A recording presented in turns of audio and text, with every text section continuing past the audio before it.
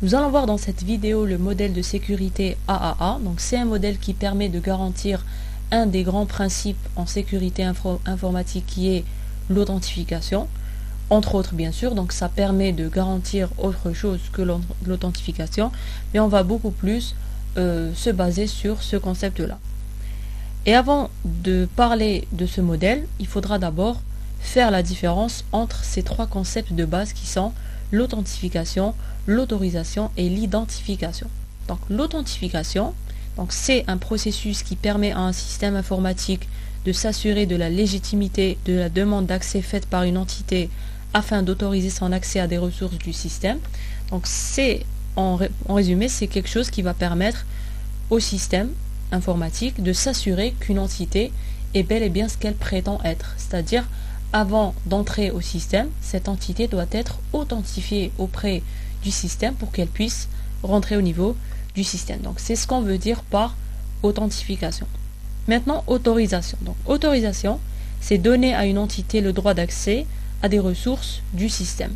Ce qu'il faut retenir, c'est que on parle d'autorisation que s'il y a une authentification qui a réussi. C'est-à-dire que dès que je rentre au niveau du système, le système va m'affecter tous mes droits d'accès aux ressources du système. Donc si par exemple c'est un système de fichiers, donc moi je suis une entité qui me connecte au système de fichiers, et après mon authentification qui va réussir, le système va me dire que par exemple pour ce fichier là tu as le droit de le lire, l'autre fichier tu as le droit d'écrire, d'autres fichiers où tu as un contrôle total, etc.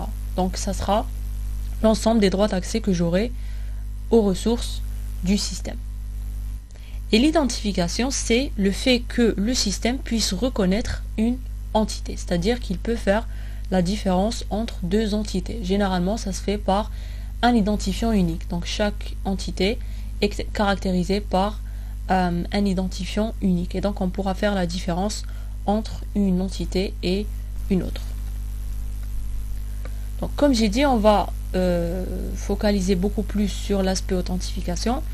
Donc il existe 4 facteurs qui permettent l'authentification. Il y a les facteurs mémoriels, il y a les facteurs matériels, il y a les facteurs corporels et les facteurs réactionnels. Donc pour facteur mémoriel, c'est ce que l'on sait. Donc c'est une information qui va nous permettre d'entrer au système. Donc c'est le fait de connaître une information. Quelques exemples. Par exemple, on peut s'authentifier via un mot de passe, via un code secret, etc. A noter que le facteur mémoriel, c'est le facteur le plus vulnérable, si vous voulez. Donc c'est le facteur le plus faible en termes de sécurité. On passe maintenant au facteur mémoriel. Donc c'est ce que l'on possède. Donc c'est quelque chose qui est contenu dans un objet qu'on possède. Donc c'est une information. Ça peut être par exemple une clé USB, un ID sur une bande magnétique, un certificat numérique sur une carte à puce, etc. Donc pour ce type d'authentification, il faut se munir d'un facteur matériel. Donc c'est un peu plus robuste que le facteur mémoriel. Pourquoi? Parce que si on devine l'information mémorisée, on peut s'authentifier au système. Donc ce n'est pas quelque chose qui va permettre au système de s'assurer que l'entité qui veut rentrer est belle et bien ce qu'elle prétend être. Donc si on vole le mot de passe, bien le compte carrément, donc nom d'utilisateur et mot de passe, on peut entrer au système. Pour le facteur matériel, vous devez absolument posséder l'objet. On peut aussi voler cet objet et s'authentifier avec, bien sûr. Mais c'est plus difficile de voler un objet qu'une information. Alors, facteur corporel, donc corporel ça vient de corps, c'est ce que l'on est. Donc c'est une authentification qui va se baser sur une trace corporelle qu'on va laisser. Par exemple, une empreinte digitale, l'empreinte de l'iris de l'œil, la voix de l'entité, donc l'utilisateur bien sûr. Donc c'est aussi bien sûr un facteur beaucoup plus performant. Et on privilégie toujours l'empreinte de l'iris de l'œil. On dit que c'est le facteur le plus unique au niveau du corps. Et on termine avec le facteur réactionnel. Donc c'est ce que l'on sait faire. Donc c'est le fait de reproduire un geste de manière unique. Par exemple une signature manuscrite ou bien numérique. A noter que la signature numérique est préférée à la signature manuscrite. Pourquoi? Parce que on peut toujours essayer de reproduire une signature manuscrite si on la voit. Si on veut comparer ces 4 facteurs d'authentification, on dira que on utilise l'un ou l'autre, tout dépend du système en question. Donc si c'est un système vraiment critique, bien sûr il faut passer par un facteur corporel, ou bien passer par une multitude de facteurs. Par exemple, utiliser 2 facteurs.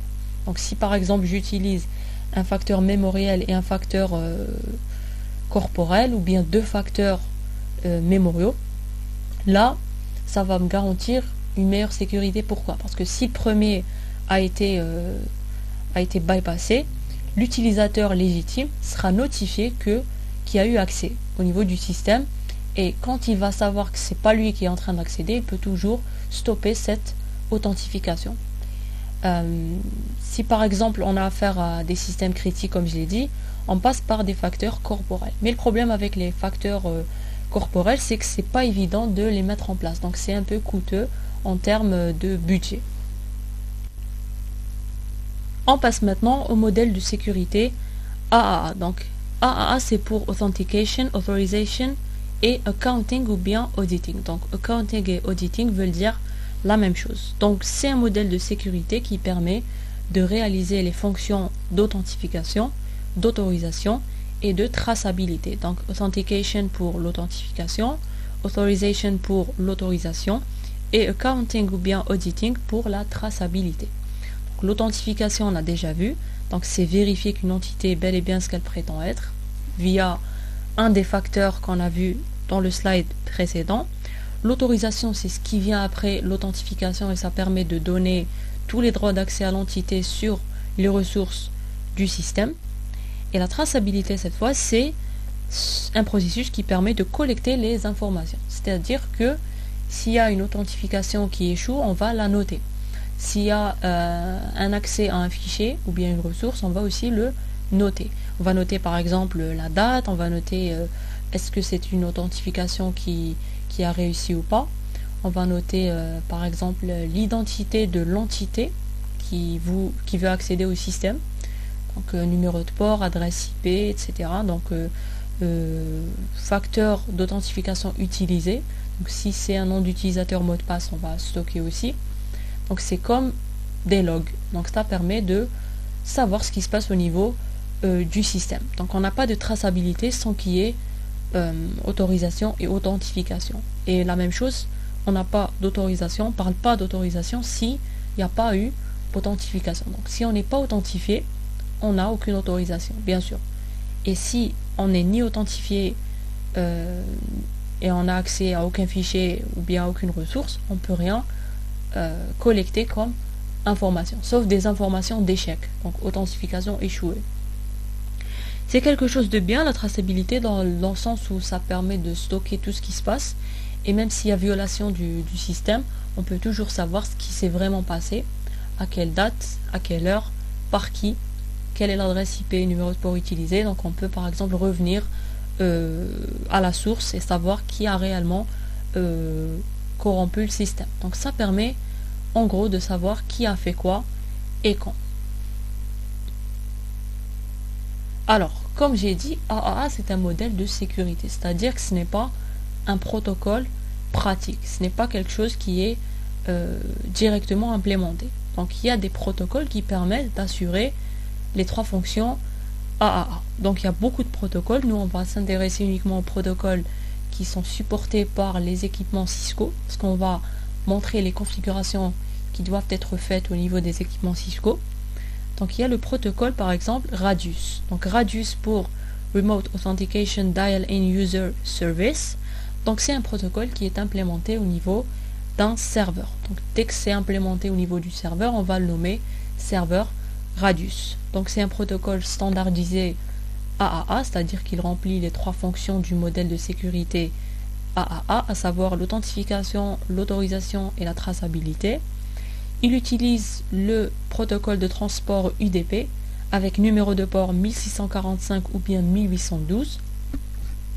Au niveau du protocole Radius, les mots de passe échangés entre le serveur et le client sont chiffrés, tandis que les paquets ne le sont pas. Donc c'est la petite faille de Radius. il a connu un successeur qui s'appelle diameter. Donc diameter, c'est juste un jeu de mots. Pourquoi? Parce que radius en français, ça veut dire rayon d'un cercle, et diameter, c'est le diamètre. Et diameter, c'est 2 fois le rayon. Et si vous voulez, c'est la deuxième version améliorée du protocole Radius. Donc, à noter, Radius est un protocole AAA. Il y a un deuxième qui s'appelle TACAX. Donc TACAX pour Terminal Access Controller Access Control System. C'est un protocole qui est implémenté, configuré et activé au niveau d'un serveur. C'est un protocole pratique AAA. Il utilise le protocole TCP au lieu d'UDP pour Radius. Il utilise le port 49. Les mots de passe et les paquets sont chiffrés grâce à TACAX. Il a connu un successeur qui s'appelle TACAX Plus, et qui est propriétaire Cisco. Donc la version TACAX Plus, elle est propriétaire Cisco. Il y a d'autres protocoles comme le protocole Kerberos qui est implémenté au niveau des systèmes Active Directory de Microsoft. Donc c'est un système d'authentification qui est basé sur l'utilisation de tickets. Donc si vous voulez, c'est un protocole un peu plus amélioré que TACAX et Radius. Nous, on va se concentrer sur ces deux-là et on va se concentrer sur comment configurer ce modèle de sécurité AAA au niveau des équipements Cisco, à savoir les routeurs. Pour activer AAA au niveau d'un routeur, il faudra saisir la commande AAA New Model, bien sûr un tiré du 6 entre New et Model, en mode de configuration du terminal au niveau d'un routeur. Donc c'est une commande qui va permettre d'activer AAA. À noter aussi avec cette commande, donc ce qui est bien, c'est que si on avait par exemple auparavant tapé des commandes qui permettent de configurer l'authentification, l'autorisation, etc.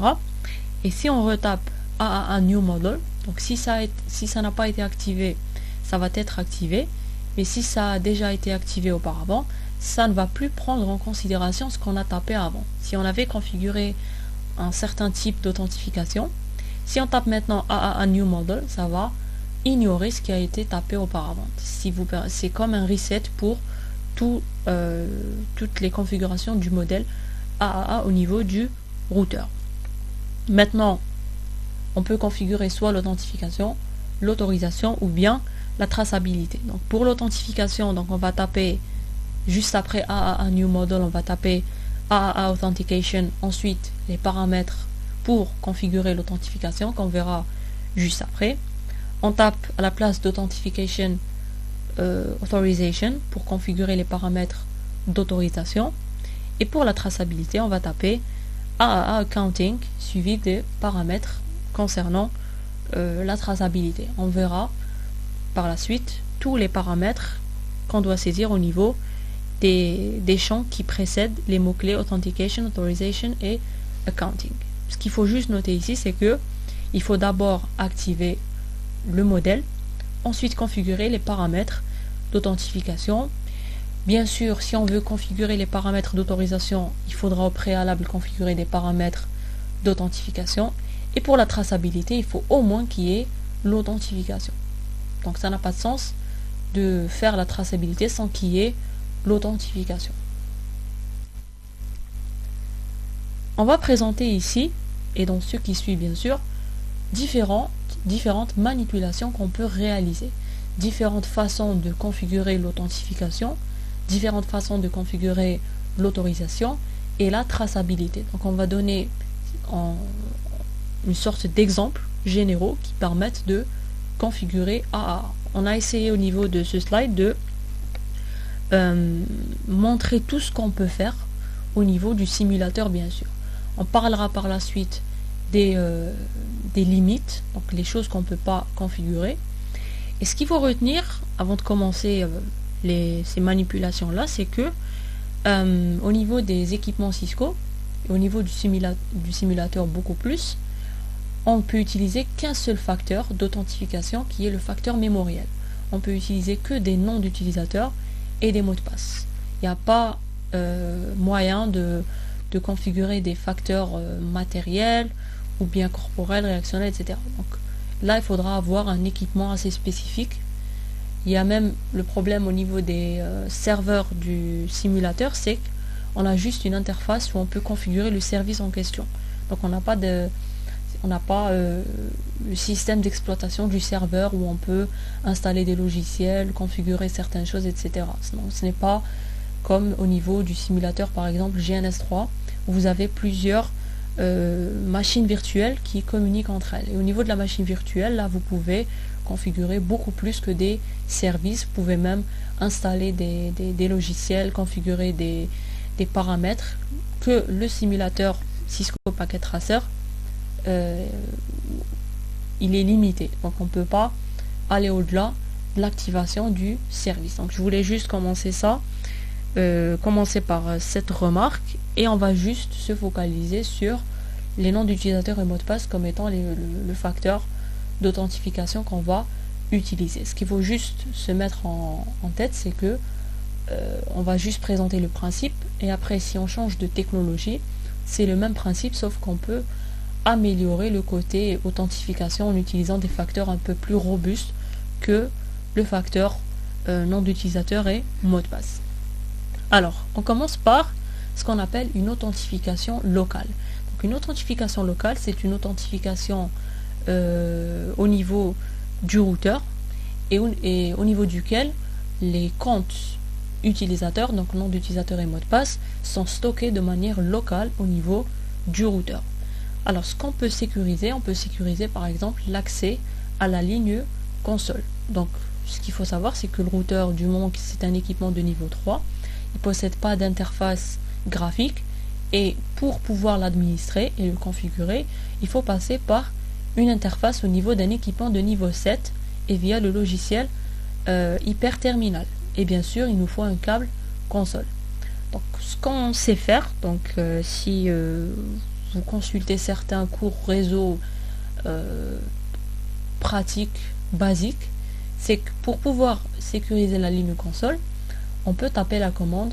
Donc au niveau du mode de configuration de la ligne, donc line console 0, vous tapez password et le mot de passe. Ensuite, dès que vous branchez votre câble console et que vous ouvrez hyperterminal, on vous demandera de saisir justement ce mot de passe. Donc là, c'est juste la saisie d'un mot de passe. Et si on combine authentification locale avec accès à la ligne console, on va cette fois-ci s'authentifier au niveau de la ligne console avec un nom d'utilisateur et un mot de passe. Donc, première des choses, déjà, il faut avoir le réseau qui est fonctionnel. Donc, vous avez un routeur relié à un PC via un câble croisé. Vous avez le réseau physique et logique qui s'en fait. Donc, l'interface au niveau de ce routeur possède une adresse IP et le PC, donc la carte réseau du PC aussi possède une adresse IP. Les deux adresses IP ont la même partie réseau. Alors, donc ça c'est le côté fonctionnel du réseau. Donc, il doit y avoir déjà connectivité. Là, on va pas mettre les commandes qui permettent par exemple d'activer l'interface. On va pas parler de ça. Alors, on suppose que c'est fait. Première des choses, il faudra activer le modèle de sécurité via la commande AAA New Model. Ensuite, on va configurer une authentification. Donc AAA Authentication. Ce qu'on a dit précédemment, c'est que après le mot-clé Authentication, il y a les paramètres qui permettent de configurer l'authentification. Un des paramètres, c'est le login. Donc c'est une authentification d'accès. Donc accès à une ligne. Par exemple, la ligne console. Login, ça peut aussi être pour les lignes virtuelles qu'on verra après. Accès à distance, accès telnet, accès SSH. Donc si on veut un accès, on tape le mot-clé login. À noter qu'on peut taper d'autres mots qu'on verra par la suite. Ensuite, on a nom. Donc nom, c'est une chaîne de caractères. On va nommer cette configuration d'authentification login. On va la nommer X, Y, donc une chaîne de caractères quelconque. Ensuite, vous avez le mot-clé local. Ça veut dire que l'authentification, elle est locale et le compte qui permet d'accéder au routeur, il est stocké de manière locale au niveau du routeur. S'il n'était pas stocké de manière locale, on aurait tapé autre chose. Bien sûr, on verra ça par la suite. Donc les deux premières commandes permettent d'activer et de configurer l'authentification. Ensuite, on va créer un compte utilisateur. Donc un facteur d'authentification, donc username, un nom quelconque, password, un nom quelconque. On aurait pu aussi saisir secret, mot de passe, donc pour ne pas stocker en clair le mot de passe au niveau du fichier de configuration en cours. Alors, on a déjà eu affaire à cette commande lorsqu'on a évoqué SSH par exemple. Donc, on peut créer autant de username qu'on veut, autant de comptes qu'on veut. Donc, si par exemple j'ai 5 administrateurs au niveau du réseau pour mon routeur, je vais créer 5 comptes et chaque utilisateur il aura son propre compte pour s'authentifier de manière locale à la ligne console. Ensuite, je vais entrer en mode de configuration de la ligne console, donc line console 0, donc 0 parce qu'il n'y a qu'une seule ligne console. Si on tape line console 1, 2, 3, ça ne marchera pas. Donc on a une seule ligne et on commence toujours le comptage à partir du 0. Ensuite, en mode de configuration de la ligne console, on va taper, on avait l'habitude de taper quoi? On avait l'habitude de taper password, mot de passe et login. Login pour dire activer ce mot de passe. Cette fois-ci, au lieu de taper password, mot de passe et login au niveau du mode de configuration de la ligne console, on va taper login authentication, non. Non, c'est celui qu'on a spécifié au niveau de la configuration de l'authentification AAA. Donc c'est le même, ça veut dire qu'on va appliquer cette authentification. Donc c'est une authentification login et locale, c'est-à-dire qu'on va se référer aux comptes utilisateurs qui sont stockés au niveau du routeur. Exit bien sûr. Ensuite on branche le PC et le routeur via un câble console. Donc là on aura une extrémité série ou bien RS232 ou bien parfois USB. Et là on aura une extrémité RJ45, on va saisir au niveau du port console. Ensuite au niveau du PC on va allumer hyperterminal et qu'est-ce qu'on va nous demander cette fois-ci? On va nous demander un nom d'utilisateur et un mot de passe, pas un simple mot de passe comme on avait l'habitude de faire. Donc je tape le nom d'utilisateur et mot de passe et j'ai ici l'accès à la ligne de commande du routeur. Donc c'est ce qui va me permettre de configurer et d'administrer le routeur via le câble console. Mais cette configuration ne s'est faite qu'après une authentification réussie. C'est-à-dire que même si quelqu'un d'étranger au niveau du réseau possède un câble console et essaye de se connecter au routeur, il ne pourra pas parce qu'il ne connaît pas les noms d'utilisateurs et mots de passe qui permettent d'accéder à la ligne console. Au niveau de cette deuxième manipulation, on va montrer comment configurer une authentification locale pour l'accès à distance via le protocole Telnet. Donc on va activer cette authentification au niveau des lignes virtuelles. Alors, comme d'habitude, première des choses, c'est activation de AAA et configuration de l'authentification login, on lui donne un nom, et local pour dire que les comptes utilisateurs sont stockés au niveau du routeur de manière locale. On crée les comptes, autant de comptes qu'on veut. Et ensuite, la commande login authentication non, on va l'appliquer au niveau des lignes virtuelles. Donc line VTY 015, donc première ligne jusqu'à dernière ligne. Moi j'ai mis le minimum et le maximum, parce qu'au total on a 16 lignes, c'est-à-dire qu'on peut avoir 16 accès concurrents à distance via le protocole Telnet. Mais si on voulait configurer que 2 lignes ou bien qu'une seule, on aurait tapé line VTY 0 pour la première ligne, ou bien line VTY 01 pour la première et la deuxième ligne. Ensuite, pour vérifier, il faudra donc cette fois-ci on va pas brancher de câble console parce que on a configuré une authentification d'accès à distance, donc c'est un login à distance, donc on va le vérifier au niveau de l'invite de commande du PC. Donc on va taper telnet suivi de l'adresse IP de l'interface du routeur et il va nous afficher cette vérification là où on va taper le nom d'utilisateur et mot de passe qu'on a créé au niveau du routeur et ça va nous donner l'accès en telnet à notre routeur. On pourra l'administrer à distance. Donc ce qui change par rapport entre les deux manips, la précédente et celle-là, c'est que le login authentication, on l'applique au niveau des lignes virtuelles et non pas de la ligne console. Même chose, si on voulait configurer une authentification distante utilisant le protocole SSH. Donc, même façon d'activer l'authentification et de configurer l'authentification. On crée un compte. Ensuite, au niveau des lignes virtuelles, on va taper la commande toujours login authentication non. Et cette fois-ci, on va forcer l'utilisation de SSH. Parce que par défaut, ça utilise telnet. Donc, on va mettre transport input SSH. Ça veut dire que l'accès sera en SSH et non pas en telnet. Donc, si on veut rebasculer vers telnet, il faudra taper la commande transport input telnet. Ensuite, bien sûr, SSH est un protocole d'accès à distance plus sécurisé qui utilise l'aspect authentification et chiffrement. Donc, on va créer des clés. Et pour créer les clés, il faut donner un nom d'hôte au routeur et un nom de domaine. Donc, ça sera via ces deux informations qu'on va pouvoir créer les clés de chiffrement RSA. Donc, via la commande cryptokey generate RSA. Ensuite, ça va nous demander de donner les tailles des clés, donc le modulo n. Donc, de préférence donner 2048 ou bien 4096 bits. Et pour vérifier, au niveau de l'invite de commande au niveau du PC, on va taper la commande ssh-l, donc -l pour local.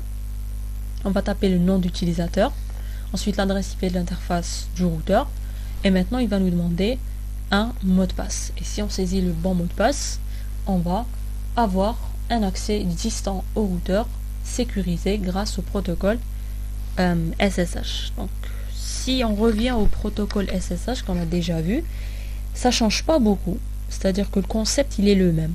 Sauf que on avait l'habitude de saisir au niveau des lignes virtuelles transport input SSH et login local. Cette fois-ci, on a mis login authentication non pour dire qu'on va utiliser une authentification AAA et non pas une authentification locale et propre aux lignes virtuelles. Voilà pour cette manipulation. Donc jusqu'à présent, ce qu'on a pu voir, on a pu voir comment configurer une authentification locale pour l'accès à la ligne console et aux lignes virtuelles, donc via les protocoles telnet et SSH.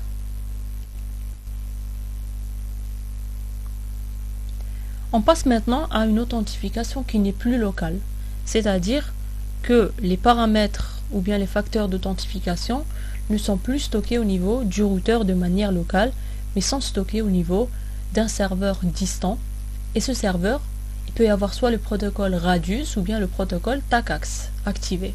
On va commencer par une authentification Radius, c'est-à-dire qu'au niveau de notre topologie, on va ajouter un serveur Radius. Donc, serveur Radius, PC et routeur vont faire partie du même réseau. Donc, en pratique, on va les relier entre eux par un commutateur.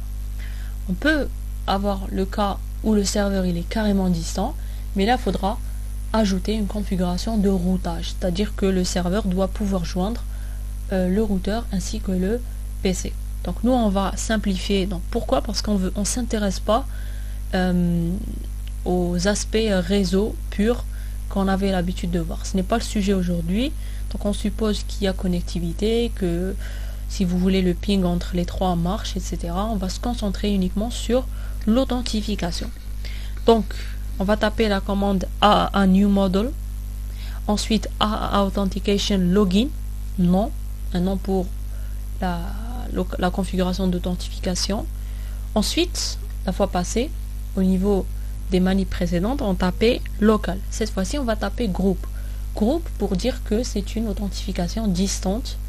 Et après groupe, on peut saisir soit Radius, soit TACAX. Nous, on va choisir Radius. Ensuite, on active cette authentification au niveau de la ligne console. Donc, line console 0. Login authentication non. On quitte le mode de configuration de la ligne console. Et cette fois-ci, le plus, c'est qu'on va configurer les paramètres Radius. Donc, ça sera via les commandes Radius serveur-6 host adresse IP du serveur Radius, et Radius serveur qui, une chaîne de caractères, une clé. Donc ça sera une clé commune entre le routeur et le serveur. Donc à noter que le protocole Radius est un protocole client-serveur.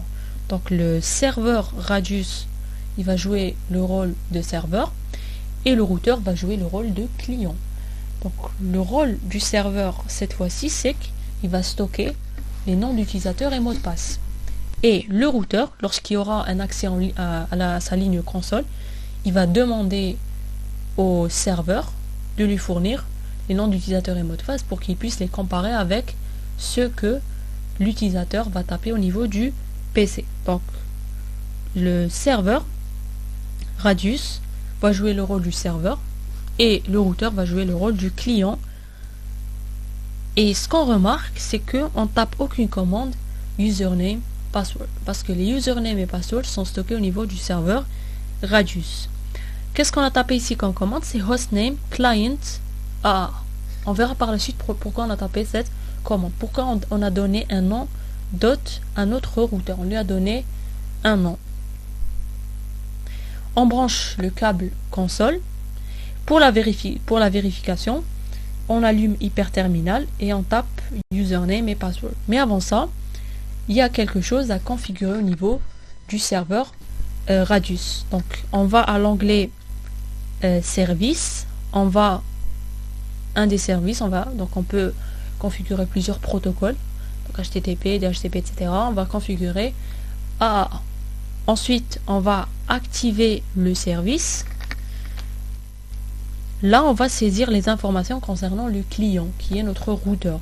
Donc, client name, regardez, c'est le hostname. C'est pour ça que je devais taper la commande hostname. Donc, on va taper le même nom.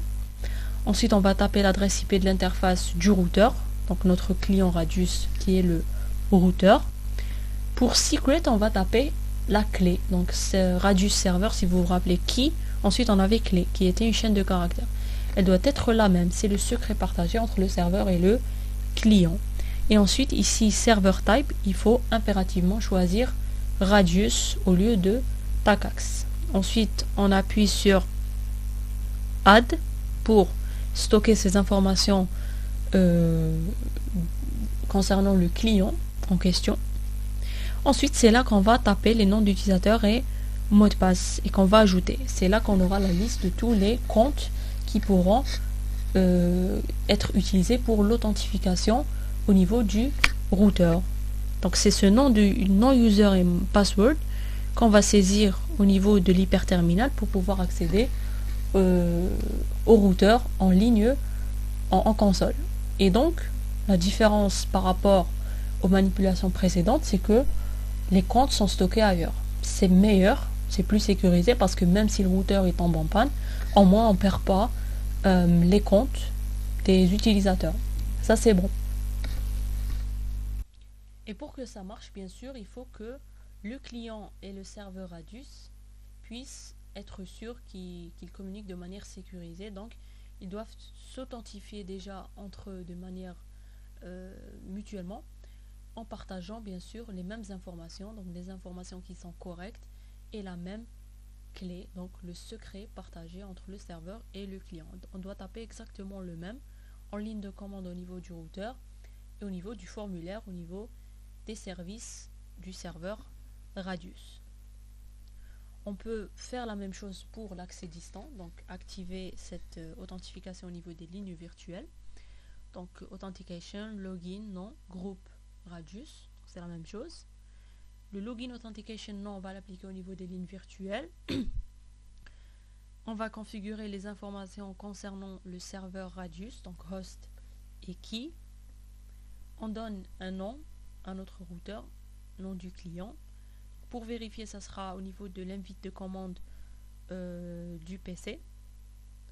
Et au niveau du serveur, c'est exactement la même configuration. Donc onglet service, AAA, activer le service, saisir le nom du routeur, saisir l'adresse IP de l'interface du routeur qui est le client Radius, le même secret, la clé, et on appuie sur Add et on crée les noms d'utilisateurs et mots de passe, les comptes qu'on va utiliser pour l'accès à distance. Donc telle est l'adresse IP du routeur, ensuite nom d'utilisateur et mot de passe.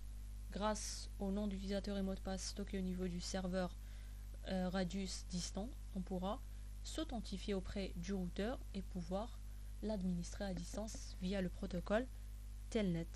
Même chose si on voulait SSH, sauf que là il faudra configurer les paramètres relatifs à ce protocole là. Donc même configuration de l'authentification.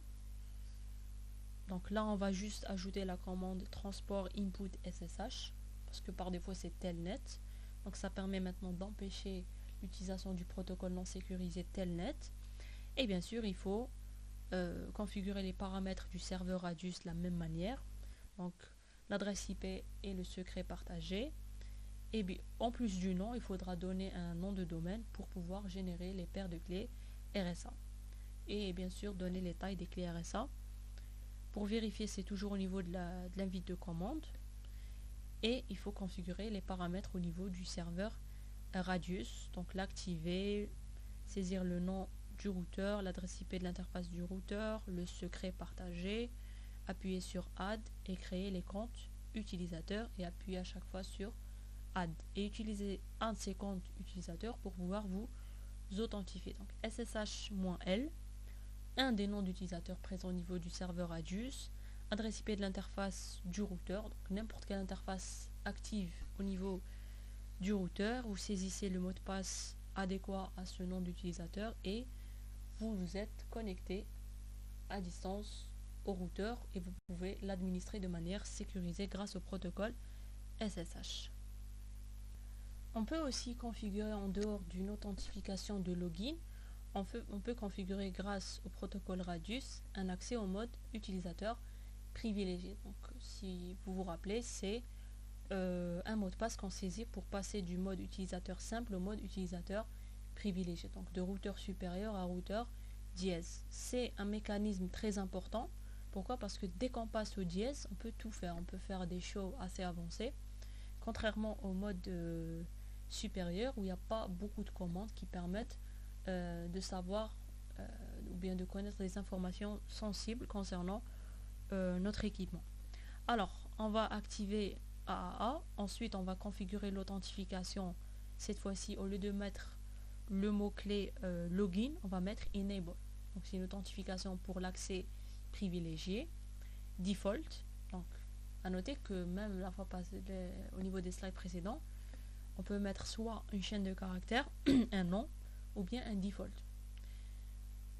Default, ensuite groupe radius. Ensuite, on configure les paramètres du serveur radius, donc adresse IP et secret partagé. On donne aussi un nom à notre routeur. Et pour vérifier, il faudra juste taper enable pour voir qu'il y aura un nom d'utilisateur et mot de passe. Donc au niveau du serveur radius, c'est toujours la même chose. Service, AAA, activer le service, le nom du routeur, l'adresse IP de l'interface du routeur, le secret partagé, add, toujours choisir radius ici, et les comptes. Et un de ces comptes va servir à l'accès en mode utilisateur privilégié. Donc vous êtes au niveau de votre routeur qui a changé de nom, parce qu'on a mis un hostname. Vous tapez la commande enable en mode utilisateur simple, et cette fois-ci, il ne va pas vous demander un mot de passe, comme dans le cas de lorsqu'on tapait la commande enable password, mot de passe ou bien enable secret, mais il va vous demander un nom d'utilisateur et un mot de passe.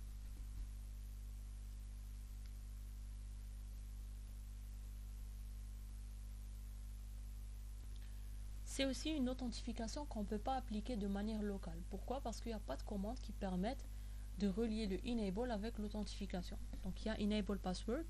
Pour les lignes console et virtuelle, il y a moyen de taper la commande authentication login et le nom de l'authentification. Pour le enable, il n'y a pas moyen. Donc pour réussir cette authentification, il faut passer par un serveur distant. Donc c'est-à-dire qu'on ne peut pas stocker le nom d'utilisateur et mot de passe au niveau local pour pouvoir passer du mode supérieur au mode dièse. Donc ça c'était la petite remarque.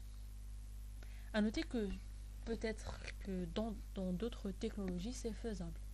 Ce qu'il faut juste savoir c'est que on est limité par la technologie utilisée et on est aussi beaucoup plus limité par le simulateur.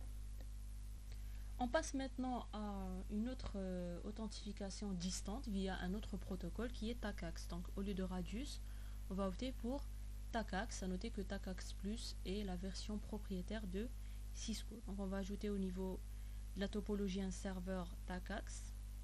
Donc c'est un serveur où on va configurer ce protocole-là, qui utilise TCP par rapport à UDP, qui chiffre les paquets, alors que Radius ne le fait pas.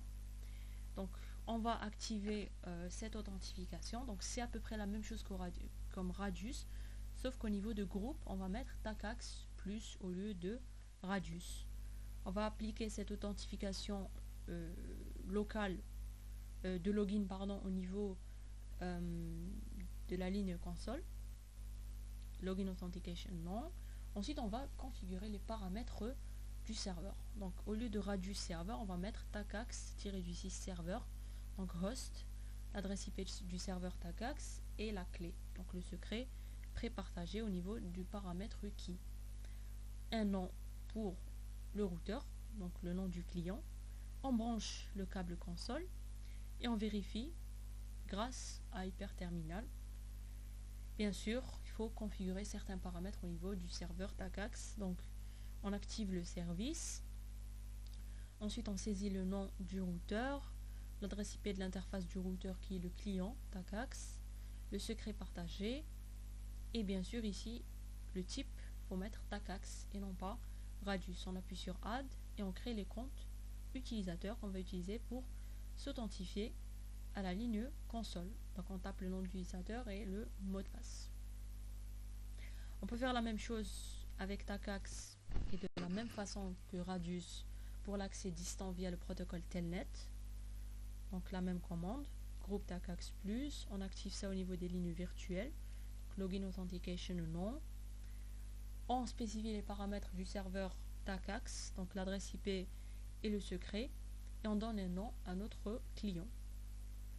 Et pour vérifier, ça sera au niveau de l'invite de commande en tapant la commande Telnet adresse IP de l'interface du routeur. Bien sûr, il faut configurer les paramètres spécifiques au serveur TACACS, donc le nom du client qui est le routeur, l'adresse IP, le secret et les comptes.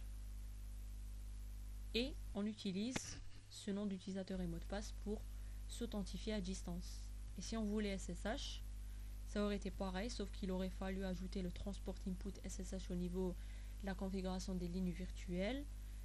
Même chose ici, les paramètres du serveur TACACS, et on ajoute le IP domain name pour générer les paires de clés RSA. Et la vérification, ça sera au niveau de l'invite de commande en tapant la commande SSH-L. Là, il faut bien sûr spécifier les paramètres comme d'habitude. On n'oublie pas TACACS ici, les comptes. Et pour s'authentifier, on tape SSH-L, le nom d'utilisateur, l'adresse IP de l'interface du routeur, n'importe quelle interface active. On tape le mot de passe adéquat avec ce nom d'utilisateur et on se retrouve connecté de manière sécurisée grâce au protocole SSH. Donc sécurisé et distant. Donc c'est bien sûr un protocole à préférer par rapport au protocole Telnet. On peut même configurer l'authentification d'accès au mode utilisateur privilégié grâce au protocole TACACS. Ça ressemble exactement à la configuration faite grâce au protocole Radius. On active donc le modèle de sécurité AAA. Ensuite, on configure une authentification Enable, Default, groupe cette fois-ci TACACS Plus au lieu de Radius. Les informations concernant le serveur TACACS. Ensuite, un nom à notre routeur. Et pour vérifier, il faudra juste utiliser l'accès via Hyperterminal ou même au niveau du routeur lui-même en tapant le username et password stocké au niveau du serveur TACACS. Bien sûr, on active le service, on spécifie les informations concernant le client, donc adresse IP, nom et clé, et des comptes utilisateurs qui vont servir à cette authentification. Voilà. Donc on peut le faire avec Radius ou bien TACACS. Ça reste exactement identique, sauf qu'il faut changer au niveau des commandes, donc Radius, le mot Radius par TACACS. Donc groupe Radius change en groupe TACACS Plus. Et au niveau des commandes de configuration du serveur, au lieu de radius server host, radius server key, vous mettez tacax-6 server host, tacax-6 server key. Voilà, c'est tout. Donc si vous voulez, les différences, elles sont plus d'un point de vue pratique un peu plus avancé. On ne peut pas voir ces différences au niveau du simulateur, c'est une des limites. On ne peut pas voir si c'est chiffré ou pas. On peut le voir si on active le mode de simulation peut-être. Et sinon en pratique, c'est via Wireshark par exemple.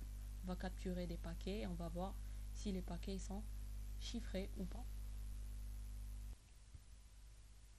On a donc fait le tour avec ce concept d'authentification. On passe maintenant au concept d'autorisation. Bien sûr, si on veut qu'il y ait autorisation, il faudra bien sûr configurer une authentification. On va opter pour une authentification locale, console. On ne va pas opter pour un serveur Radius ou Tacax. Je vous le dirai pourquoi, juste après. Donc là, on va taper AAA New Model pour activer le modèle. Ensuite, on configure l'authentification locale pour un login auquel on va donner un nom. Certes, on va appliquer ce nom au niveau de la ligne console. Et regardez ici, AAA Authorization Exec. Exec, c'est un mot-clé qui permet de dire exécution de commande ou bien ouverture de shell. Donc, on va donner des autorisations concernant l'exécution des commandes. On va donner le même nom, donné à l'authentification, local, pour dire c'est local, ce n'est pas stocké, ou bien l'autorisation n'est pas configurée au niveau d'un serveur distant. Et là, vous avez le mot-clé if authenticated, veut dire qu'on va appliquer ces paramètres d'autorisation que si l'entité a été authentifiée. Donc si l'authentification réussit avec le même nom, là on va procéder à ce concept d'autorisation, donc donner un certain accès aux utilisateurs. Donc au niveau du simulateur, du moment qu'il n'y a pas de fichier qu'on est en train de manipuler, donc ce qui va différencier un utilisateur par rapport à un autre, c'est le nombre de commandes qu'il pourra exécuter. Alors cette fois-ci, on va créer un compte local. Et remarquez ce qu'on a ici. On avait l'habitude de taper username, password. On a ajouté ici un mot-clé privilège et un numéro. Donc, le numéro, il varie de 0 à 15. Donc celui qui a 15 veut dire qu'il a un contrôle total. Donc il peut exécuter toutes les commandes. Ça commence sur le simulateur à partir du 7. Celui qui a 7, il peut faire tout. Celui qui a des niveaux inférieurs veut dire qu'il peut exécuter beaucoup moins de commandes qu'un autre utilisateur. Celui qui a 0 par exemple, c'est quelqu'un qui va stagner au niveau du supérieur. Donc il ne pourra pas aller au enable. Celui qui a le 1 veut dire qu'il peut exécuter que le dièse, mode utilisateur privilégié. Donc si vous voulez, ça aura une relation entre les modes. Donc plus vous avez un nombre élevé, plus vous pouvez exécuter des commandes de mode plus élevé. Donc si vous arrivez au config, c'est bon.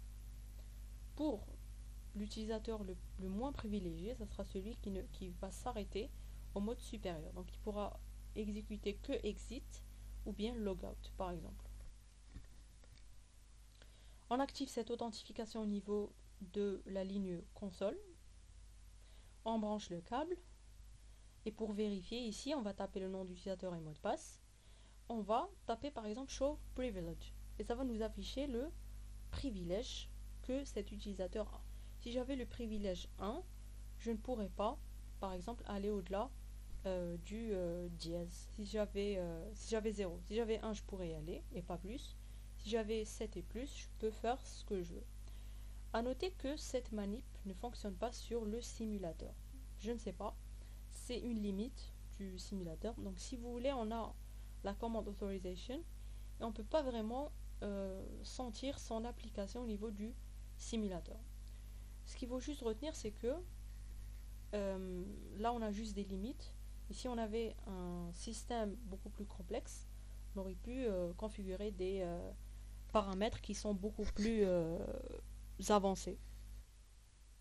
Vous pouvez aussi vérifier cela par exemple en tapant Show Privilege, donc sans vous configurer cette authentification, vous pouvez par exemple vérifier si quel est le privilège de chaque mode. Donc à chaque fois que vous êtes au niveau d'un mode, vous pouvez taper la commande Show Privilege.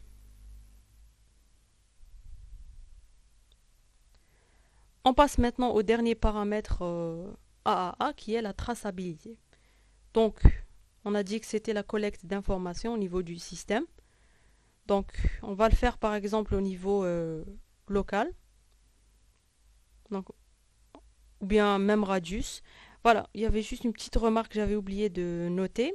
Donc pourquoi on n'avait pas de serveur Radius ni Takacs? Parce que au niveau des serveurs, lorsqu'on crée les comptes utilisateurs, on n'avait pas la possibilité de saisir le privilège, tout simplement. Donc c'est une limite du simulateur. Mais si on avait un serveur, un vrai serveur, là bien sûr, c'est sûr qu'on aurait pu saisir ce genre de choses. Privilèges, quel que soit le type de privilège, d'accès aux fichiers, aux ressources, etc. Mais comme au niveau du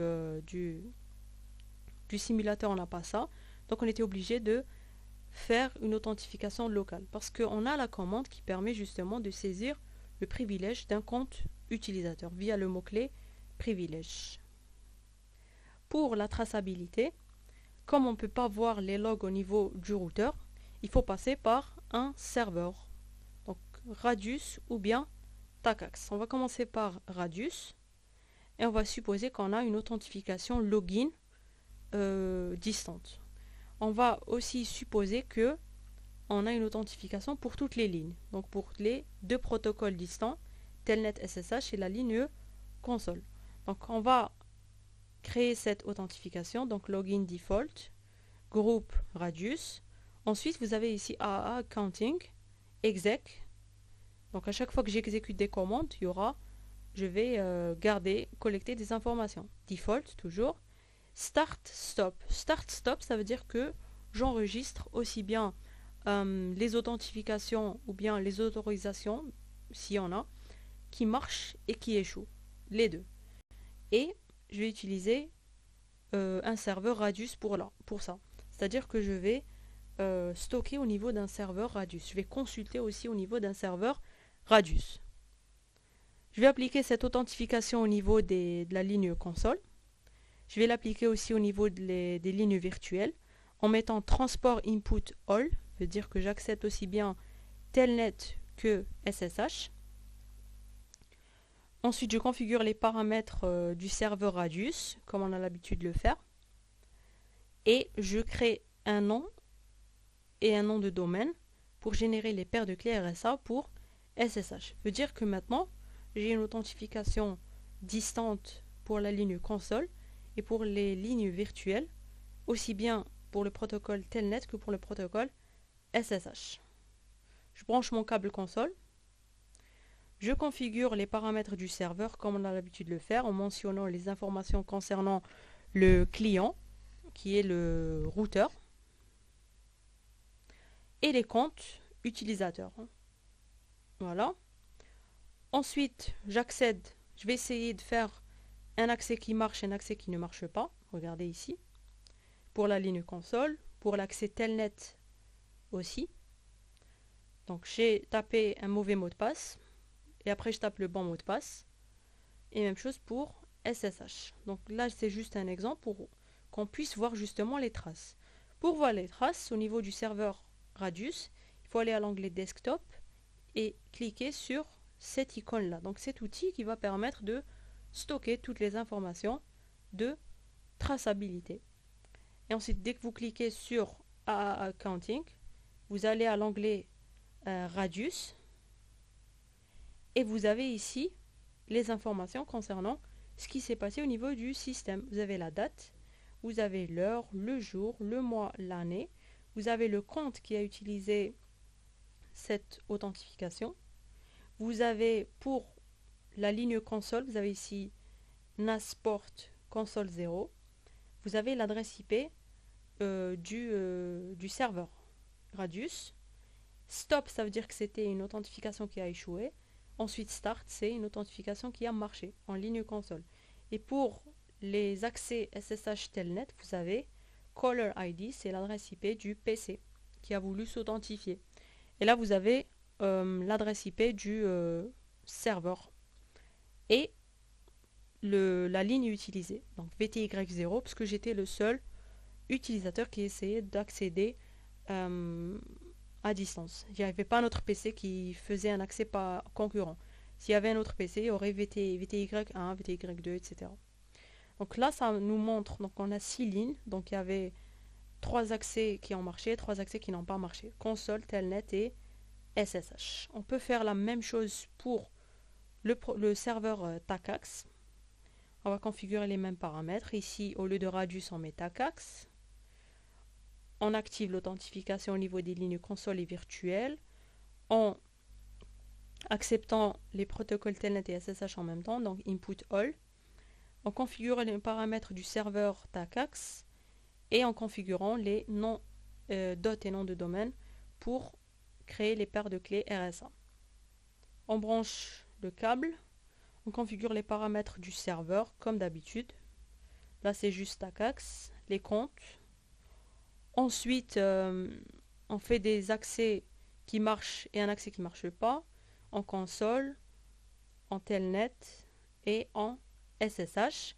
Et ensuite on va au niveau du serveur TACAX, onglet desktop, AAA accounting, et là au niveau de l'onglet TACAX plus, là vous aurez ce qui s'est passé. Donc c'est le même résultat. Ce qu'il faut juste retenir aussi, c'est qu'on ne peut pas faire la différence entre un accès SSH et un accès Telnet au niveau du simulateur. Donc là on ne peut pas se rendre compte. On n'a aucune information qui permet de distinguer un accès qui s'est fait par protocole Telnet et un accès qui s'est fait par protocole SSH. En revanche, on peut faire la différence entre un accès console et un accès distant. Donc console 0 et VTY 0. Donc voilà ce qu'on peut configurer au niveau de la traçabilité. On est, comme j'ai toujours dit, limité par le simulateur et la technologie. Alors, quelques remarques, pour terminer bien sûr. On peut configurer les informations d'un serveur Radius comme ça, ou bien comme on l'a fait au niveau des manipulations. Donc Radius Server Host, ensuite Key, ou bien Radius Server nom de configuration. Ensuite on saisit l'adresse, donc on rentre en mode de configuration du serveur Radius, adresse IPv4, adresse IP du serveur, Key, clé. Donc ces deux configurations sont équivalentes, il faut juste utiliser, ça peut varier d'une image iOS Cisco d'une autre. À une autre, pardon. On peut aussi configurer plusieurs serveurs Radius au niveau du routeur. Le routeur va choisir une des configs qui marche, donc surtout si on avait beaucoup de serveurs Radius au niveau de la topologie. Ce que je veux dire, c'est que la commande Radius server host n'écrase pas une commande précédente. Si j'ai tapé déjà host et je tape une deuxième fois host, ça va stocker les deux adresses IP. Donc là, je dois pour éliminer un serveur, le supprimer, je mets no Radius server host, l'adresse IP du serveur Radius que je veux supprimer.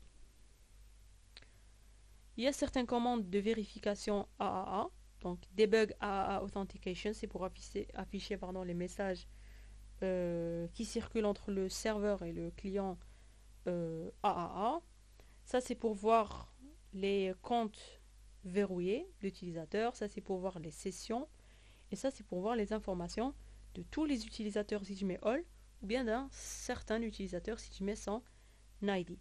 Et pour finir, on dira que AAA n'est pas un protocole, mais plutôt un modèle de sécurité. Donc, c'est un abus de langage de dire que AAA c'est un protocole, c'est un modèle sécurité, et il y a beaucoup de protocoles qui utilisent ce modèle, comme Radius et TACAX.